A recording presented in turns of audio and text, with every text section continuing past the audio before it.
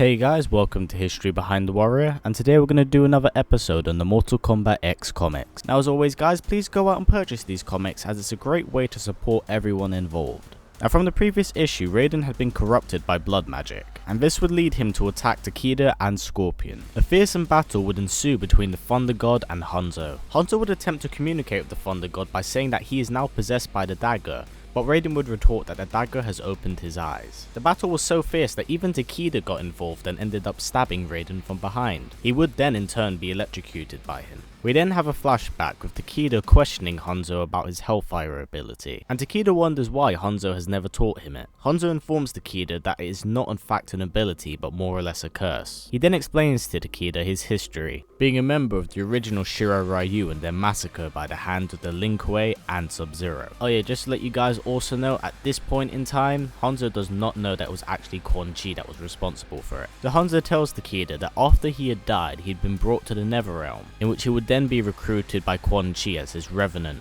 He would then be infused with Hellfire, and worked with Quan Chi for a very long amount of time just so he could get his hands on Bi-Han. And eventually he was successful in actually killing him. After killing Bi-Han, he felt like he did not deserve a second life, and he actually contemplated suicide for a very long time. After he was freed from Quan Chi's control, he had met Ken Shi who would help him overcome his Hellfire. Hanzo explains to Takeda that the second he became a Hellspawn, he had failed his family, and that's just something he cannot let go. We then cut back to the present day where Hanzo is still fighting Raiden. Raiden begins taunting Scorpion, saying that he's teleporting so much and how much does he have left in his tank for the fight, in which Hanzo then teleports in, whacking him across the jaw and shattering it, saying that there's enough left to kill him. Scorpion then beats Raiden to near death, choking the life out of him with his chains, saying that he is responsible for the second death of the Shira Ryu and Takeda. That is until he realizes that Takeda is still alive and is calling out to him. Scorpion releases his hold on Raiden and runs over to Takeda's side.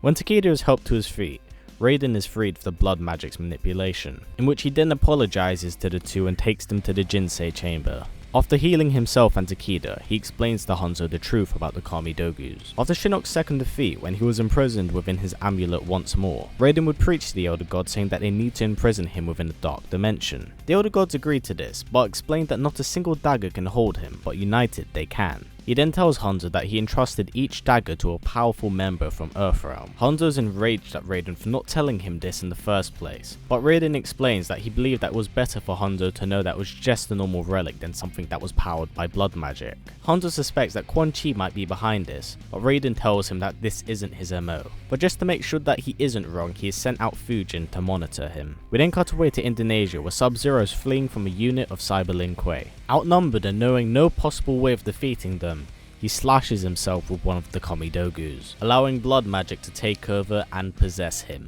Back at the Sky Temple, Raiden learns that Sub-Zero has been corrupted by the temptation of the blade, and sends out Hanzo and Takeda to bring him back, dead or alive. When we cut to Outworld, we see Reiko in a very large library talking to a cleric.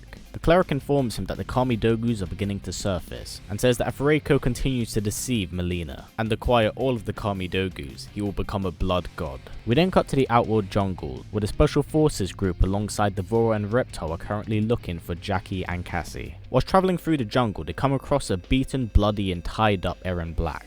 He's questioned about the whereabouts, and he tells them that a fight broke out between the Black and the Red Dragon. Despite the Black Dragons having the upper hand, the fight quickly went south when Jackie and Cassie managed to get rid of their restraints. Kano then abandons Eren Black by travelling through a portal, leaving him for the Red Dragons. Eren would be mocked by Movado of the Red Dragons before being cut down. Movado would then turn his attention towards Cassie and Jackie. The two were able to gun down a few Red Dragons before they had to fight Movado.